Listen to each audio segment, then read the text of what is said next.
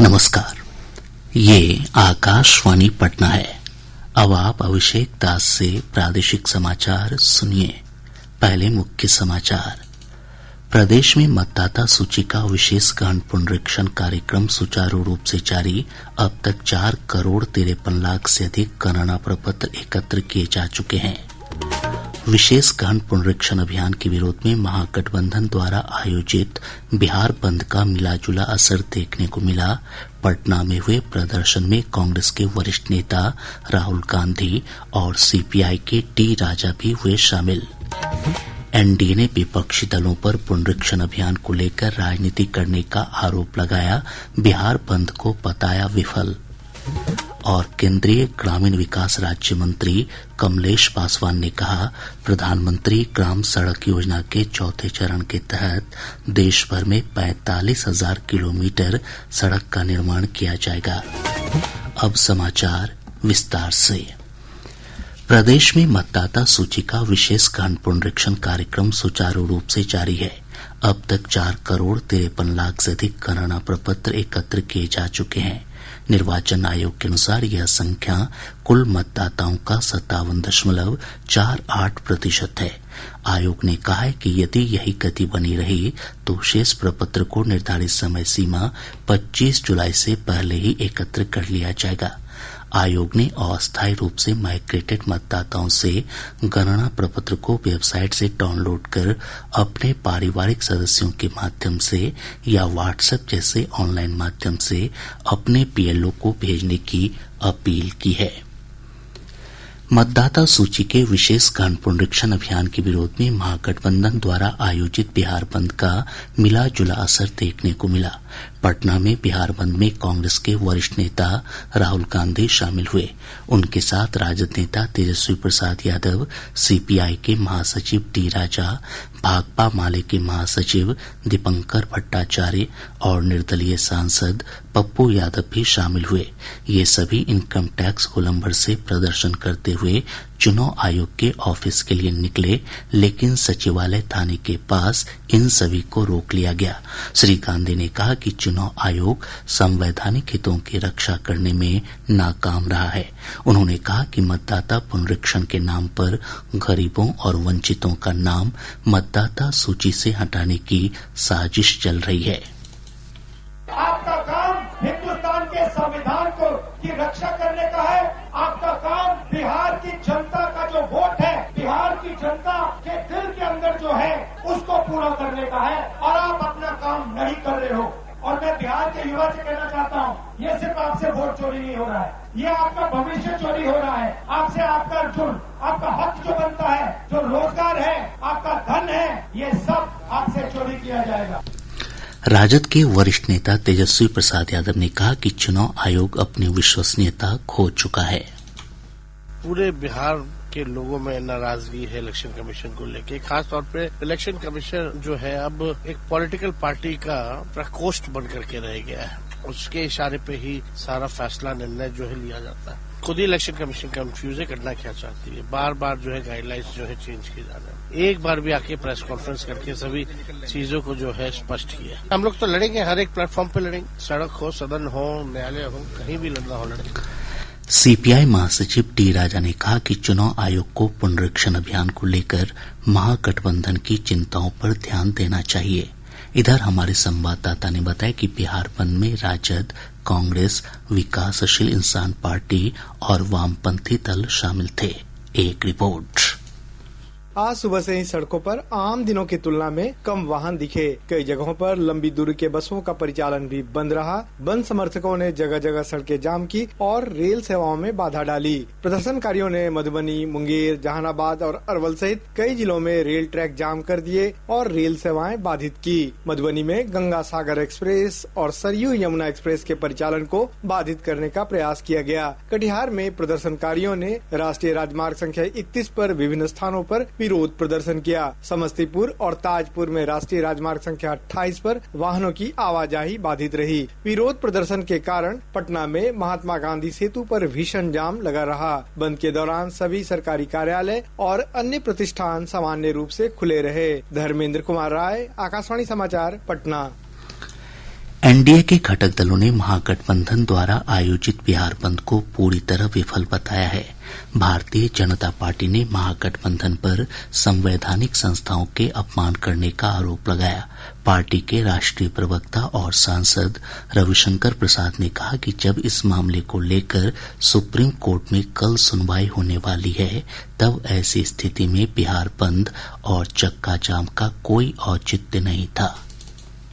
इस देश में एमपी एमएलए कौन बनाता है? वही वोट देता है जो भारत का नागरिक हो, 18 साल से अधिक उम्र का हो, 18 साल का हो। तो अगर वोटर लिस्ट को लेकर के रिवीजन होता है तो आपको क्या परेशानी? दूसरी जो सबसे इम्पोर्टेंट बात है, इन सभी लोगों ने सुप्रीम कोर्ट का दरवाजा खटखटाया, उनका अधिकार है। जहां तक मेरी जानकारी है कल सुनवाई होने वाली है, कल।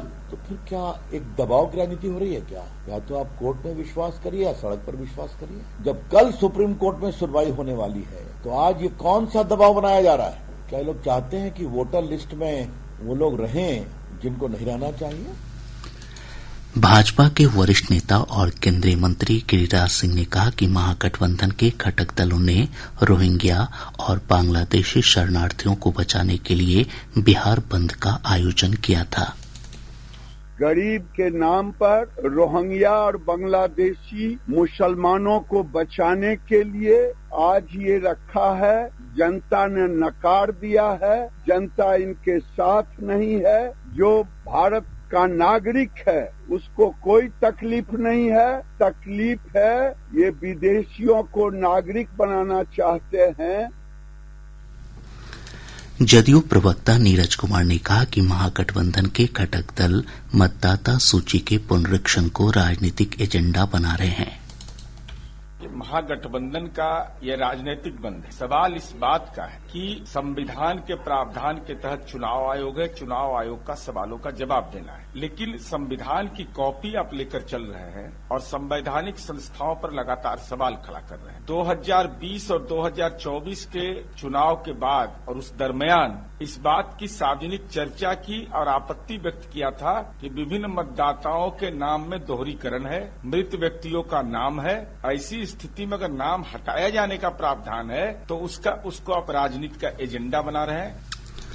लोक जनशक्ति पार्टी रामविलास के राष्ट्रीय अध्यक्ष और केंद्रीय मंत्री चिराग पासवान ने महागठबंधन के घटक दलों पर विशेष गहन मतदाता पुनरीक्षण अभियान को लेकर राजनीति करने का आरोप लगाया। व्यवस्था को पारदर्शी करने की सोच के साथ अगर चुनाव आयोग एक प्रक्रिया का पालन करता है जो कि रेगुलर इंटरवल्स पे होती रही है, अब ये उसका भी विरोध कर रहा है। देखिए, हकीकत सिर्फ एक बात की है कि ये लोग जानते हैं कि चुनाव ये लोग जीतेंगे नहीं, और सिर्फ एक भूमिका तैयार हो रही है, बहाना तैयार किया जा रहा है कि हार का ठीकरा हम किस पे फोड़ें। प्रादेशिक समाचार आप आकाशवाणी पटना से सुन रहे हैं। ताज़ा समाचारों के लिए आप हमारे एक्स हैंडल AIR News _ पर जा सकते हैं। केंद्रीय ग्रामीण विकास राज्य मंत्री कमलेश पासवान ने कहा है कि प्रधानमंत्री ग्राम सड़क योजना के चौथे चरण के तहत देश भर में 45,000 किलोमीटर सड़क का निर्माण किया जाएगा। आज पटना में संवाददाताओं से बातचीत में उन्होंने कहा कि इस पर 76,000 करोड़ रुपए खर्च होंगे। प्रधानमंत्री सड़क योजना एक निरंतर प्रक्रिया है। अब हम फेज 4 में जा रहे हैं। करीब 45,000 किलोमीटर की सड़कें हम बना रहे हैं 76,000 करोड़ रुपए में। तो अब उसका हमारा सर्वे का काम चल रहा है और जितनी जल्दी जो राज्य जल्दी से दिल्ली भेजेगा अपने सर्वे के कार्य को पूरा करके उसको हम लोग यथाशीघ्र उसको धन अवमुक्त करेंगे। बिहार सरकार के अधिकारियों से भी और आग्रह करूंगा कि जितनी जल्दी सर्वे करके भेजेंगे वो दिल्ली उतना जल्दी रिलीज करने का काम करेगा। इससे पहले केंद्रीय मंत्री ने पटना में मनरेगा और प्रधानमंत्री आवास योजना ग्रामीण समेत केंद्र सरकार की विभिन्न योजनाओं की प्रगति की उच्च स्तरीय समीक्षा की। समीक्षा बैठक में राज्य के ग्रामीण विकास मंत्री श्रवण कुमार समेत वरिष्ठ विभागीय पदाधिकारी मौजूद थे। केंद्रीय अन्वेषण ब्यूरो सीबीआई ने चारा घोटाले से जुड़े एक मामले में सजायाफ्ता राजद अध्यक्ष लालू प्रसाद की सजा बढ़ाने की मांग को लेकर झारखंड उच्च न्यायालय में याचिका दायर की है। न्यायमूर्ति रंगन मुखोपाध्याय और न्यायमूर्ति अंबुजनाथ की खंडपीठ ने सीबीआई की याचिका को सुनवाई के लिए स्वीकार कर लिया है। याचिका में लालू प्रसाद के साथ साथ बेक जूलियस और सुधीर कुमार भट्टाचार्य की सजा बढ़ाए जाने की मांग की गई है। देवघर कोषागार से अवैध निकासी के इस मामले में निचली अदालत ने इन सभी दोषियों को अलग अलग 3.5 साल कैद की सजा सुनाई थी। पंचायती राज संस्थाओं और ग्राम कचहरी के रिक्त 403 पदों के लिए आज कड़ी सुरक्षा व्यवस्था के बीच मतदान संपन्न हो गया। हमारे संवाददाता ने बताया कि कहीं से किसी अप्रिय घटना की खबर नहीं है। मतों की गिनती 11 जुलाई को होगी।